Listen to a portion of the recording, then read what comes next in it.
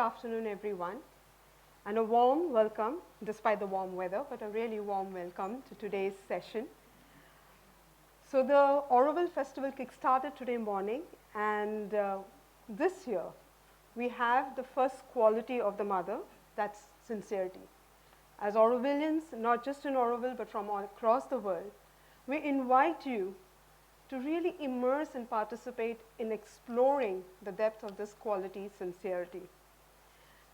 The theme, while it is sincerity, we will be exploring the four aspects of the mother: Maheshwari, Mahasaraswati, Mahalakshmi, and Mahakali. So the first 4 days starting today would be exploration of these aspects, and thereafter from day 5 to day 8 will be the aspirational aspect of each of these. So the idea is that these sessions are just not bringing in the rich perspectives, but also bringing in the experience of what these aspirations or these aspects of mother means. They're quite wide, and it's not possible to kind of really go fully into it.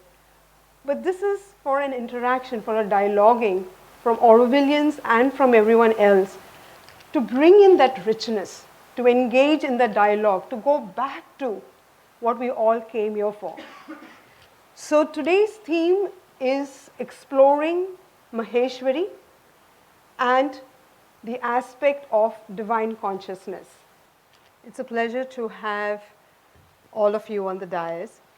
And as we said, that the aspect of the mother that we would explore today is Maheshwari. I would just kind of set the context for the audience what Maheshwari is.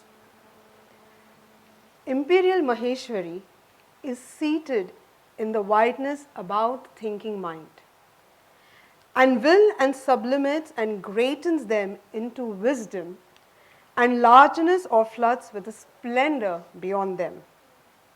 For she is the mighty and wise, who opens us to the supramental infinites and the cosmic vastness, to the grandeur of the supreme light, to a treasure house of miraculous knowledge, to the measureless movement of the mother's eternal forces.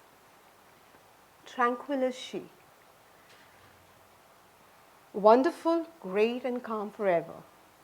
Nothing can move her, because all wisdom is in her. Nothing is hidden from her. She comprehends all things and all beings and their nature, and what moves them and how. All that is and must be. A strength is in her that meets everything and masters, and none can prevail in the end against a vast, intangible wisdom and high tranquil power. Equal, patient, and unalterable inner will, she deals with men according to their nature and with things and happenings according to their force and the truth that is in them. Partiality she has none, but she follows the decree of the Supreme, and some she raises up, and some she casts down or puts away into the darkness. To the wise, she gives a greater and a more luminous wisdom. Those that have vision, she admits to her counsels. On the hostile, the consequences of their hostility, the ignorant and foolish, she leads according to their blindness.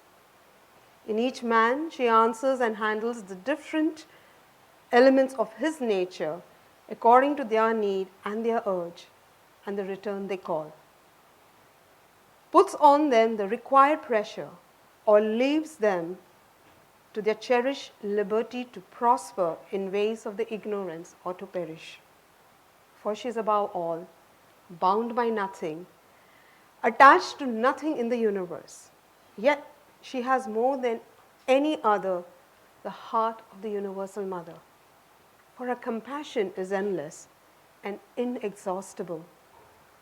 All are to her eyes her children and portions of the one. Even the Asura and the Rakshasa and the Pisacha and those that are revolted and hostile. Even her rejections are only a postponement, her punishments a grace. But her Compassion does not blind her wisdom or turn her action from the course decreed. For the truth of things is her one concern, knowledge her center of power, and to build our soul and our nature into the divine truth, her mission and her labor. So the way we would do is, to each one I will give a context. The exploration is of the dimension of the truth and the power of Maheshwari. Inviting each one of you to share what your perspective is on that for about 8 minutes, and then depending on what's shared, we invite you to reflect, share, add, whatever that feels like, and then we throw open any question and answer that the audience may have. So the first is Shushrut Bade. Inviting you what you think is, so there is divinity and there is religion. So in your perspective, what is your understanding of divinity and religion, or divinity versus religion? So my understanding of this aspect is that, as Sri Aurobindo says, that the evolution has an involute,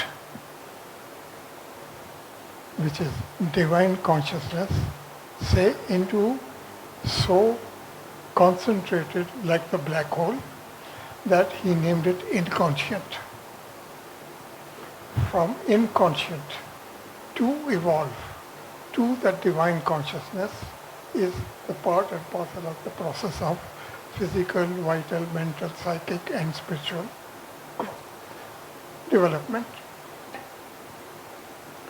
In that stage, we human beings today, in various stages of our own individual evolution, stand and perceive consciousness, values, knowledge, skills, and in the context,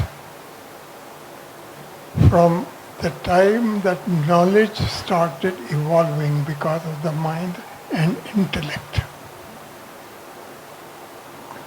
we also started discovering things which could help us with our day-to-day life, with many other things and so on and so forth. But at the same time, the mind started asking a question. Why are we here?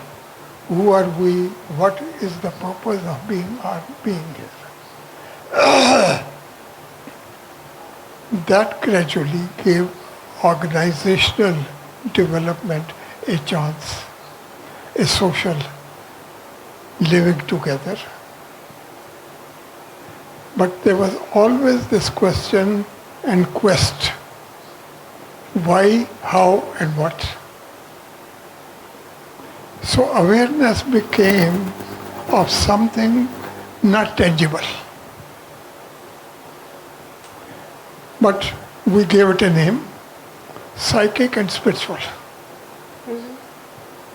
And that became the basis of the various societies, so-called religions. Sorry to take that up with that. And according to each one's and collective wisdom, they felt it necessary to also give it a form, which became more ritualistic,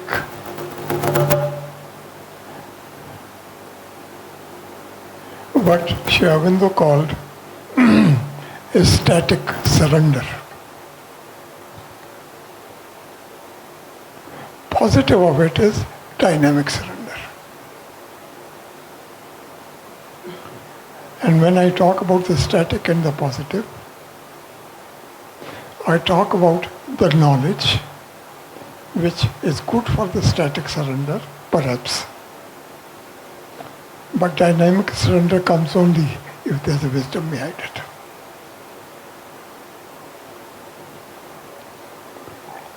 And that wisdom, in Indian context, we have called it Maheshwari, aspect of the divine consciousness, manifesting aspect of the divine consciousness, the mother. For me, it is operative at every level,